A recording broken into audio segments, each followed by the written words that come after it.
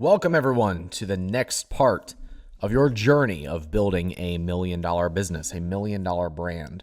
Today is a big one for you because today is the day that we're going to get clear on what your first and maybe your second and third products are going to be on the path to building a seven-figure business. Up until this point, we have covered that it requires 3 to 5 products, selling 25 to 35 sales a day at about a $30 price point in order to have a $1 million business. We've also covered the importance of highlighting a person, picking a person that we are marketing to. And that is not just airy-fairy. That is because if we target a specific person, it becomes much easier to identify what products are going to sell to that person. And if we're speaking to that person in our marketing, we're able to charge higher prices, which increases our profits, obviously, and allows us to have a more scalable business. It also makes advertising much simpler and easier. We'll get to advertising in later modules inside of this training, but for now, remember, it only takes a few products that one specific person will buy in order to have a $1 million business. A lot of times when I'm coaching new entrepreneurs, they like to think about things 4 steps from now, but the reality is we always come back to this idea that to have a $1 million business, we only need to have a few products that one type of person buys. So when we think about it that way, we need a lot fewer customers than we might have thought, which makes it easier for us to target them and speak to them and give them products that they will ultimately love. So as we go into this next stage of deciding what our first and maybe second or third products are going to be careful not to complicate it by thinking about things that are 5 steps from now or thinking that we need to sell more product than we actually need to sell. We only need to sell 25 to 35 sales a day to one specific target market in order to have a 7-figure business. Now, if you've done the work up until this point and you've gone through your assignments, you should have a collection of products that you are considering bringing to market.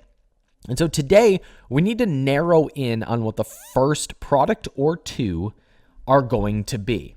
Now, we're going to make this decision based on a few criteria.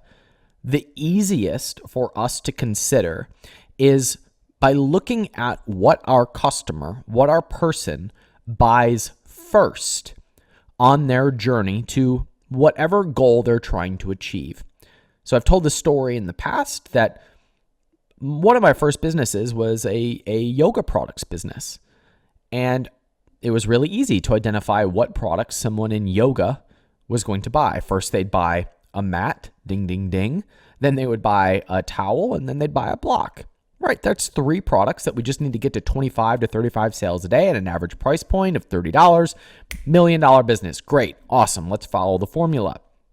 Now, the important distinction there is that the first product we made the decision to sell based on what someone would purchase first in their overall journey.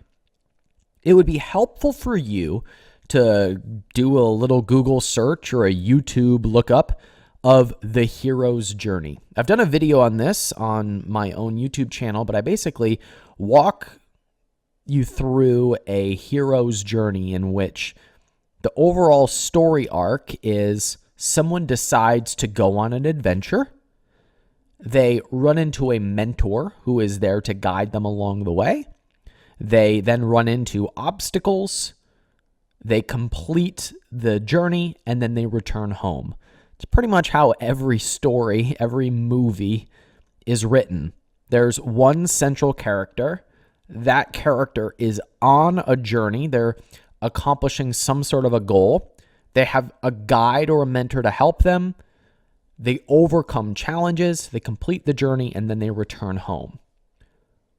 Many entrepreneurs or aspiring business owners think they are the hero in the story. But your customer is the hero in their own story. And they are on a call to adventure.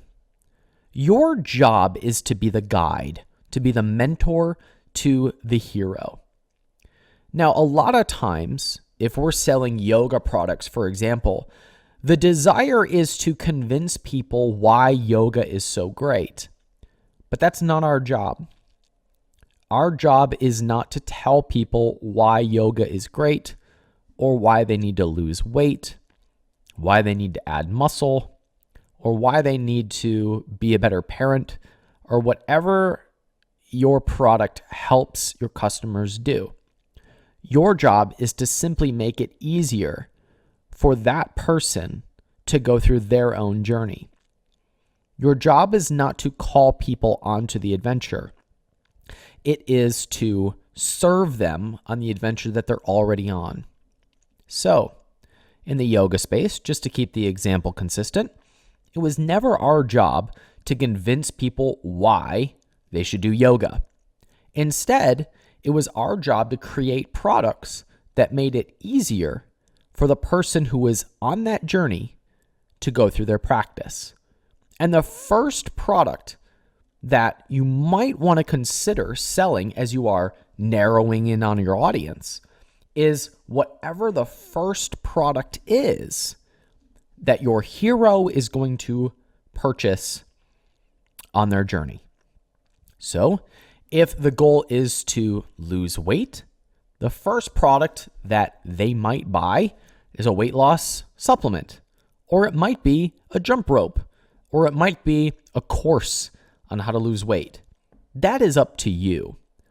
But in the context of who your hero is, who your customer is, we ask the question, while they're achieving this goal, what's the first product that they would purchase? There's a couple other things that we might want to consider as we are outlining what our first product is going to be. And sometimes it's audience dependent. An example that I like to quote is my buddy Dave Asprey's company, Bulletproof. Bulletproof is a deca-million-dollar brand. They do tens of millions of dollars a year in coffee, supplements, food, all kinds of stuff, right? They even have what they call the Bulletproof Vibe. It's a piece of workout equipment. Anywho, Dave's audience was built around the idea of bulletproof coffee, putting butter and MCT oil in your coffee.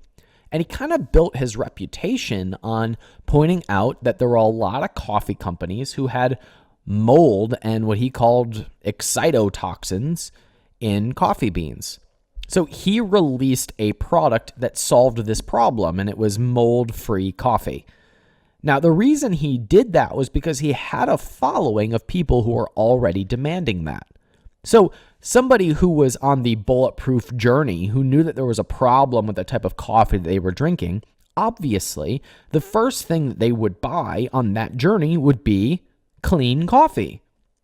Now, I've made the example, or I made the case that if Dave wanted to be a coffee company, and that's all he ever wanted to be, the second product that he would have released would have been a dark roast. But that wasn't what he released. Now, Dave didn't want to be a coffee company. Dave wanted to be a biohacking company, a human performance company. So the second product was not another form of coffee. It was an MCT oil. And after that, it was supplements. So the journey was becoming the best version of yourself. It wasn't drinking different types of coffee. Your customer is on a journey. It's your job to give them the products that make it easier for them to overcome obstacles that are standing in their way of achieving their goals. Similarly, my buddy Aubrey Marcus, who runs Onnit, similar company to Bulletproof, in which they sell total human optimization as the journey. Their first product was a brain supplement. It was Alpha Brain. It was meant to switch on your brain so that you thought clearer, faster, sharper. Now, if they had wanted to be a brain company, they would have released another nootropic, another brain supplement, but that's not what they did. They released kettlebells. Kettlebells, workout equipment. That's odd. What does that have to do with brain chemistry or brain optimization? The answer is nothing. The answer is that it has everything to do with total human optimization, which is the journey that their customer was on. So the question that we ask ourselves is, what journey is your customer on? What journey is your target market trying to accomplish? And what products or services will they buy on the route to completing that journey? When we look at it in this way, we can come up with all kinds of different products that we can sell that same target person. If we look at it in the context of moms or new moms, for example, we look at the total journey. We look at when they decide to become pregnant or they discover that they're pregnant, what products are they buying then? Does the journey end when they have their baby? Is there a new journey that they embark on after that point? What about when the baby turns 1 year old? Is there a new journey that your mom is on? What about when they can't conceive, when they're having a hard time getting pregnant in the first place? Who do they turn to then? You know, there's millions and millions of dollars. One of my favorite markets is the trying to get pregnant market. Why? It's a big pain point. And when someone indicates that they're willing to spend $15,000 to do something like in vitro fertilization, that's a powerful pain point that we might want to pay attention to. It's an indication that it's such a strong need, it's such a strong desire, that that's a journey all on itself. The journey to become pregnant, the journey to be pregnant, until the journey is complete when the baby is born. And guess what? Now they're on a different journey. So there's actually two companies that could theoretically be made in the trying to conceive, and then you are pregnant, baby is born, and now you're a mom. That's a customer journey. Many entrepreneurs think about the product that they're going to sell. So they sell something like a pregnancy supplement, a prenatal supplement, and they miss the entire life cycle of the customer. They miss the whole hero's journey. So they don't ask themselves the question, what's the first thing that they buy when they begin this journey? Then what do they buy? Are there other challenges that they overcome? You know, I have a child, I have a daughter, and when we were pregnant, we bought all kinds of things. We furnished up a room, several rooms actually. We bought toys. We bought maternity clothes. We bought different supplements. We changed our diets. We did all kinds of things. We bought car seats. We decked out my car. We decked out the house. We were registered at all kinds of different places for gifts. We even had baby announcements. We bought all kinds of things. We spent thousands of dollars just getting ready to be parents. And that's another really clear indication that we're in a good market. If your hero, if your customer will spend hundreds or thousands of dollars on the life cycle of their journey, we have hit pay dirt. You see, if we stop the journey at the purchase, if someone buys a product and we don't address the entire life cycle, then we miss all of the money that is made in having a brand. So the way we identify that first product that we're going to sell is what's one of the early purchasing decisions that our hero takes when they embark upon their journey. And if you identify that, then we can get the hero throughout the rest of the buying cycle. Now you can see why this adds up so quickly. You see, if we have the customer at the early part of their journey, then we can sell them product 2, 3, 4, and 5 all the way through their customer journey, which makes getting that 25 to 35 sales a day much easier. Because if our hero, if our customer buys 4 things from us rather than 1 thing from us, well, now we only need 25 people a day rather than 100 people a day, because those 25 people buy 4 or 5 products from us. And guess what that does? It makes building a $1 million business much simpler, faster, easier, and more fun.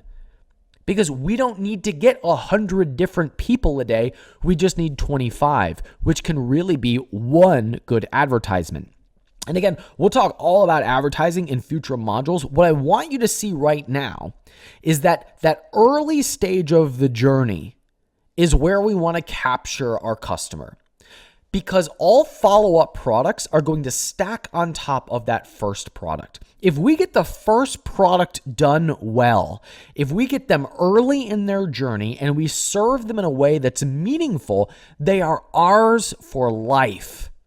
Quest Nutrition did this beautifully when they launched their company back in 2013. Quest launched Quest Bars, which was the first to market. They were a brand new type of product that they brought to market. And I've met and interacted with Tom Bilyeu, one of the founders, and he was literally baking and cutting them himself. He had 2 flavors of Quest Bar. They ended up rolling out a bunch of different flavors. But you know where they really took flight? When they started releasing protein powders that were bakeable, because they replaced one snack. They gave them the bar, but then they said, here's the protein powder that you can cook with. This is the next stage of your journey, the next stage of your adventure. And then it was chips, and then tortilla chips, and then cookies, and then dessert bars. If they had just set out to be a protein bar company, they would have missed the billions of dollars that they have made as a result of serving the customer on their entire journey. So your job is to think about your customers as people and to serve them on the different parts of their journey that they will embark upon. And if each one of your products solves a pain point that your customer will have along their journey, you will become very, very rich. So one mistake that people make at this point in the process is they have a product that they're really proud of, and then they say, what's my second product going to be? And sometimes they think, well, I'm selling this product. I'm just going to find some other hole in the marketplace that I can fill. Or they say, well, I'm selling this product. What would be an add-on to this product? So you sell journals, and now you start selling journal cases. I think that's a mistake. And the reason why that's a mistake is because we are now dependent upon the purchase of product number 1 in order for product number 2 to be relevant. Very few people buy journal cases. Plenty of people buy journals, only a few people buy journal cases. Ultimately, what we want is we want our products to be complementary to one another so that someone who buys product number 2 will come back and buy product number 1 and vice versa. I learned this when I was running one of my first companies called Sheer Strength, and we released our second product, which was a testosterone booster. Now, our first product had reached 25 sales a day, and we were the number 1 seller of its category, and we were really excited about this. And this is where I came up with the idea of that 4 products at 25 sales a day being $1 million business, because I could tell that if I had 4 products, just like my first, that I would have 100 sales a day or about $1 million business. So I reached about 25 sales a day with my first product, and we'll talk all about launching and using Amazon and getting to that 25 sales a day later throughout this training. But I reached that 25 sales a day, and then we released product number 2. Now, I expected for us to get to 25 sales a day for product number 2, and that would give us 50 sales a day. But that's not what happened. What happened was when we released product number 2, product sales of number 1 doubled. So we went to 50 sales a day on product number 1. So what I thought was going to be 25 plus 25 equals 50 was actually 25 plus 25 times 2 equals 75. And then a really weird thing happened. We released product number 3, and sales of product number 2 doubled. Now, the reason for that was because people who bought product number 2 went back and bought the other ones. There were also repeat customers. People who had previously bought from us came and bought the new stuff. And so the snowball started to compound. That made getting to 100 sales a day much easier. We thought that we had tapped out the market at 25 sales a day. But at one point, that same product was selling over 300 sales per day. Things change when you start thinking about your customers as though they are on a journey rather than they are just buying a product. So often we get so married to the product that we're creating that we forget about serving the customer while they're on a total journey. So, once again, your job is to identify the first couple products that your customer will purchase as they embark upon the journey that they are on. And your second and third products are going to be what continue to serve the next pain points that they will experience on their journey. Sometimes I like to call these gateway products. You're familiar with the term gateway drug, right? Gateway drug means I tried this drug and now I'm trying all these different drugs. Well, I view that as terms of product as well. In fact, when I interviewed Dave Asprey for the first time on my podcast, I told him that I felt like Bulletproof Coffee was the gateway drug to all things Dave Asprey. When you put butter in your coffee or MCT oil in your coffee and you experience a meaningful shift in your day, it opened you up to all the other things that Dave had to say. And this is the case with how we adopt all ideas. We've talked about politics a couple times throughout this training up until now, and it's the same thing with politicians. If you agree with one thing that a politician says, it can often be a gateway into adopting a lot of their other opinions too. We see this throughout all of our behavior as human beings. If we can get someone to take one small step, it's easier for us to get them to take other steps as well. For example, I know that if I can get you to decide what your first product is going to be, that you will want to do business with me and capitalism.com for years to come. If we can clear out all the noise and get you to decide on one product, you'll want to release a second product too. And you'll start to see the vision for $1 million brand. And you'll end up coming to our events and growing a business, and you'll end up with something that you're so proud of. So this is why I so value this lesson and the work that you're going through, because if we can clear out the noise and get you to pick one product, and I'll even put this on your plate. If you can just decide on that first product, it will open up all of the other steps to the journey that we will go through together. So, decide on that first product. Let's work together for a long time. But it's the same thing with your customers. If you can get them to choose one product at the beginning of their journey, it's the gateway. It's the gateway to all the other things that they will purchase. It's why I like to hit the customer at the beginning of their journey, because that purchasing behavior, that journey that they go on, can be with you for many years to come. So, as we're looking at it, as we're looking at that person that we're serving and those 3 to 5 products that we've hopefully identified up until this point, what's the product that they purchase first that leads them to buy product 2, product 3, product 4, and on and on and on it goes? If one stands out to you, that's where I would encourage you to go. Now, there's a couple other clues that we can look at. Remember how we talked about if there's a lot of money happening in a space, it's usually a good indicator? I use the example of in vitro fertilization as a sign that it's a hot button topic that people want to solve. Well, is there a product or a pain point that your customer is willing to spend at least $100 on throughout their journey? For example, one of the reasons why I got into supplements was because I personally spend at least $100 a month on supplements. And depending on what goal I'm going for example, I've had digestive problems since I was a kid. So I spend more than $100 a month just on digestive supplements alone.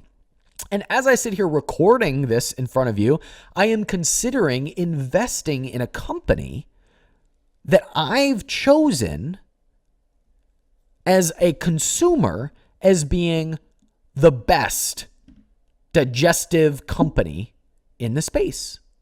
And it's because of the shift that they've created in my life or my perception of the journey. So I'm considering investing in that company because I'm a believer in that company. They've solved a pain point of mine that I'm willing to spend $100 a month on, if not more.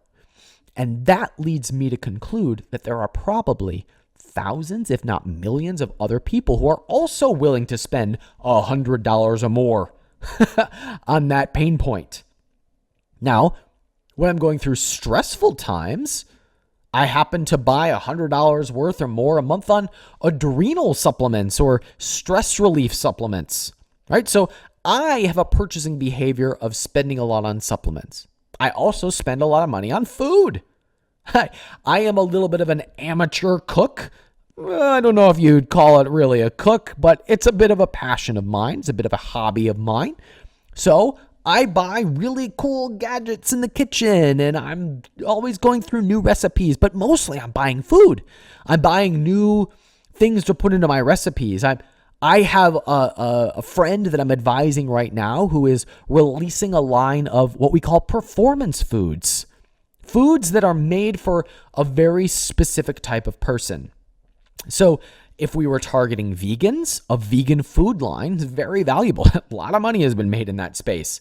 You know, RX Bar, they just served the CrossFit community. They were a paleo food brand that just served the CrossFit community until they were acquired for $600 million. See, when we've got the person and we know what that person purchases, and we know that that person purchases a good amount or is willing to spend a large amount of money along the life cycle of their journey, now we've started to hit pay dirt. Now we've started to identify what a great first product would be. What is someone willing to spend a lot of money on over the life cycle of their journey? And is it early in the purchase cycle of that customer journey? Now, I want to zoom out one more step, just in the event that you're still thinking like, I'm not sure what my market's going to be, or I'm really not sure what products to even consider right now. And I want to back up to the big markets, because a lot of times we get in our own way by trying to overcomplicate it. So the big markets where all the money is in health, wealth, love, and hobbies. Those are the big four. Health is people buy lots of information about health. They buy food, they buy supplements, they buy all kinds of stuff, right? They buy fitness equipment, they buy protein powder, they buy muscle building supplements, they buy all kinds of stuff. People spend money on their health. And if somebody has a health problem, they're willing to spend tens of thousands of dollars to solve it. Meets all our criteria. And there's all kinds of mini journeys that your customer will be on the journey for health. Let's look at wealth. You invested in this training. You invest in your portfolio. You might have a financial advisor. You hopefully invest for the future. You might read books about making money or investing. We spend a lot of money on money. This would also include the mortgage industry, the insurance industry, right? It's all things money related. Wealth. There's a lot of money in money. Love. We could include pregnancy in that. We could include pheromones, cologne, clothing, anything to make us more attractive to the opposite sex. And hobbies, golf, pets, cooking. These are all themes in which a small set of products will serve a small set of passionate people who are willing to spend money in order to go through their customer journey. And it's our job to come up with the products that will serve them on that journey. And your first product should be the one that's early in the process, that gateway product to all the other products that we're going to serve them. Hopefully one that they're willing to spend at least $100 over the life cycle of their journey. If we still need ideas, if we still aren't zeroing in on our product idea yet, there's a couple places that I would recommend you go to start getting the creative juices flowing. The first is Alibaba.com. Alibaba is a global marketplace that we're going to use to connect with suppliers to give us the products that we're ultimately going to sell. So this is where we would order in bulk. We would order wholesale. Eventually, you're going to be opening up conversations with some of these wholesalers and creating connections and opportunities so that you can order from one of them and test out some of their products. But what you will do right now is just get the creative juices flowing of what types of products are available. So go to Alibaba.com and you can search for a couple niche ideas in there and you'll just see all the products that are available. Now, it's important not to just look at what's available, but to use what's available as a way to use it as a gateway to see what might my customer buy and what other products, if I could get them made, and the profit margins were there, what might I sell that person? So that's the first place. The second, just ask your audience. You know, we talked about in the last section, hopefully you did your assignment where you posted on Facebook, hey, CrossFitters, what do you buy on your journey? Or, hey, whoever your market is, what are the 3 to 5 brands that you follow and why? Hopefully you did that assignment. In this case, we can go to the audience on a site like reddit.com, or we can join a Facebook group that is our person that we're targeting. And we can very simply and quickly ask the question, what do you buy first when you're on X journey? When you're looking to get into shape, what's the first thing you usually buy? That's usually a really good indicator of some products that we might want to consider. And then finally, we simply ask ourselves, what products do we already buy? We talked about this in the last assignment, but if all doubt has not been eliminated of what your first product should be, we simply ask ourselves, because it's really easy to identify what we do. Are you your own target market? If we're still not clear on what our target market is and what products will serve them, it's great to default to the products that you already buy. Because if you're your customer, it's easy to roll out additional products that you would like. And there's a good chance that there's at least 100 people a day or 25 people a day that are just like you. Doesn't have to be you, but if all else fails, we are a great case study for $1 million business. So our job is to provide the 3 to 5 products that help our target customer go through their journey. Ideally, that person spends at least $100 throughout their journey. And that's a good indication of what products we're going to sell them first. That requires us to think about big markets. You know, selling coffee seems like there's not a whole lot of money to be made. There are plenty of people sell coffee, right? But that's a big market. And we only need a few people. We only need a small fraction of people to buy our coffee versus everybody else's coffee. And if we've got a very specific person in mind, that makes it much easier to get that 25 coffee purchasers a day. For example, an idea that was floated to me once was when you're a pregnant mom. I've used the pregnant mom example. You can tell I like this market. But when you're a pregnant mom, sometimes all you want is a strong cup of coffee, but you can't have a whole lot of caffeine. So if you made a dark roast with only a little bit of caffeine, maybe that could just get you through the really hard mornings when you couldn't sleep at night. Or you're a nursing mom and you can't pump your baby full of caffeine, but you didn't sleep all night because you were nursing and you just want a cup of strong coffee. A dark roast with a little bit of caffeine. Guess what? We now are in a really big market, but with a very specific target customer who's on a journey. That is a powerful first product to serve that person. That is a way to carve out a small percentage of a very big market. And that makes getting that 25 sales per day much, much easier. So, is it a big market? Does someone spend at least $100 on that life cycle? Are there 3 to 5 products that they'll buy after they buy that first product? And finally, my last criteria for you to consider is, are there other competitors who are doing well in this space? Are there other competitors who are doing well and have been around for a long time in this marketplace? Like, there's lots of money being made being a first mover to a market, but it's also a lot of failures.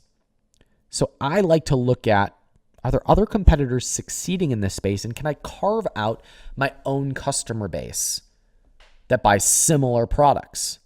And can I get them early in the process and get them to spend a few $100s with me? Because then I've got a clear path to success to build $1 million business. That's the goal. And that's the context to which we're always going to return to, is building the $1 million business. And it only takes a collection of products selling to a handful of people, of raving fans at high price points, high profit margins, for us to have a really profitable, fun $1 million business. Your assignment is to look at the list of products that you've been considering and to choose one.